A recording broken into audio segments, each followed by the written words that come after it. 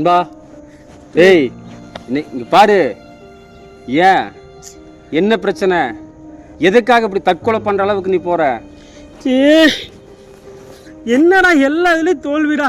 லைஃப்ல தோல்வி, வேலையில தோல்வி, வாழ்க்கையில தோல்வி. என்னடா பண்றது? என்னதான் அப்படி தோல்வியாச்சு? என்னால ஒண்ணுமே சக்சஸ் பண்ண முடியலடா. எல்லாத்துலயும் ஃபெயிலியர் ஆயிட்டே இருக்குடா. எதுக்குடா வாழ்ந்துட்டு? அதுக்காக தற்கொலை பண்ணிட்டு எல்லாம் சரியாயிருமா? பிடிக்கலடா வாழ்க்கை. செத்துறலாம் போல இருக்குடா. இங்க பாரு நண்பா, உன்னை நிராகரிக்கிறாங்க, நீ தோத்து போற அப்படின்ற ஒரு காரணத்துக்காக நீ தற்கொலை பண்றது ஒரு முடிவே கிடையாது. இங்க என்ன பாரு, யாரெல்லாம் உன்னை நிராகரிச்சாங்களோ அவங்க முன்னாடி ஜெயிச்சு காட்டு. இந்த மாதிரி கோலத்தனமா தற்கொலை பண்ணாத. உன்னால முடியும். உன்னை நீ ஆகாதுன்னு சொல்லி ஒதுக்கி வச்சாங்க பாத்தியா, அவங்க முன்னாடி நீ ஜெயிச்சு காட்டு. ஏன்டா நம்ம இவனை ஆகாதுன்னு சொன்னோம், ஏன்டா இவனை நம்ம ரிஜெக்ட் பண்ணணும்னு சொல்லி அவங்க ஃபீல் பண்ணணும்.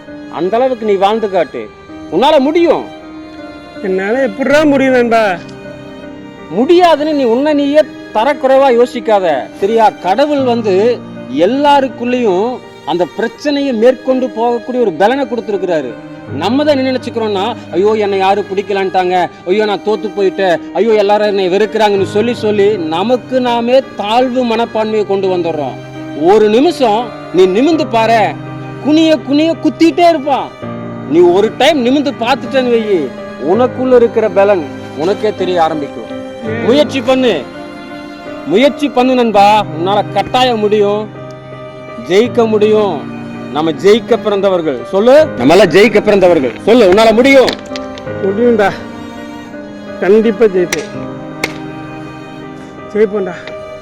இனிமே தற்கொலை பண்ணுவேன்? சத்தியமா பண்ண மாட்டேன்டா. யாரெல்லாம் உன்னை வெறுத்தானோ அவன் தான் வாழ்க்கையை வெறுக்கிற அளவுக்கு நீ வாழ்ந்து காட்டணும். வா போலாம்.